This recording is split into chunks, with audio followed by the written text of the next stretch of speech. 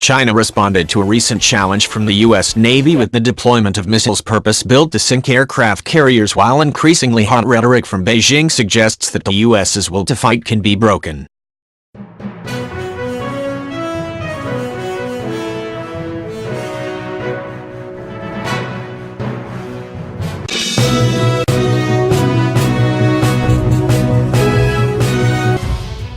Chinese Rear Admiral Luo Yuan, an anti-US hawk who holds an academic rank shaping military theory, proposed a solution to the U.S. and China's simmering tensions in the South China Sea in a December speech: rate the U.S.'s spirit by sinking an aircraft carrier or two. Following the hike in pro-war rhetoric from Beijing, official Chinese media announced the deployment of DF-26 carrier killer missiles to northwestern China, where they could range as ships in the South China Sea. China previously tested missiles like these against mock-ups of US aircraft carriers, and has designed them to outrange and overwhelm the ships. China fiercely censors any speech that clashes with the Communist Party's official ideology or goals, so it's meaningful that the Chinese researchers' open discussion of killing US Navy sailors was picked up by global media. Jerry Hendricks, a former captain in the U.S. Navy, cautioned at a Heritage Foundation talk in December that aircraft carriers have become mythical symbols of national prestige and that the U.S. may even fear deploying the ultra-valuable ships to a conflict with China.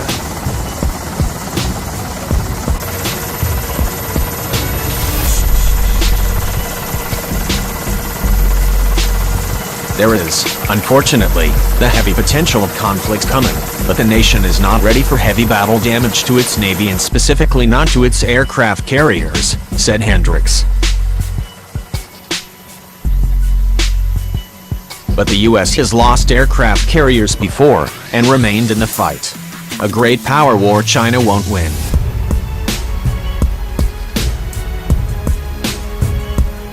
The decision to go after an aircraft carrier, short of the deployment of nuclear weapons, is the decision that a foreign power would take with the most reticence, Brian McGrath, founding managing director of the Ferry Bridge Group LLC, a naval consultancy, told Business Insider.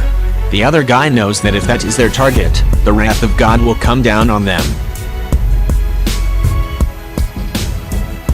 McGrath emphasized that threats to US carriers are old news, but that the ships, despite currently struggling to address the threat from China's new missiles, still had merit.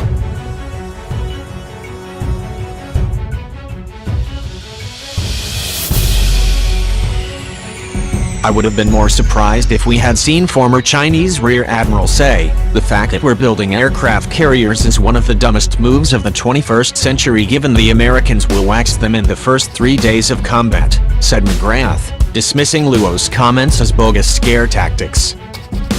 This Chinese posturing and threatening is about as counterproductive as one can be. The Chinese Navy is simply not prepared for a real war, nor is its economy prepared for a war with Beijing's largest trade partner, said Hemmings.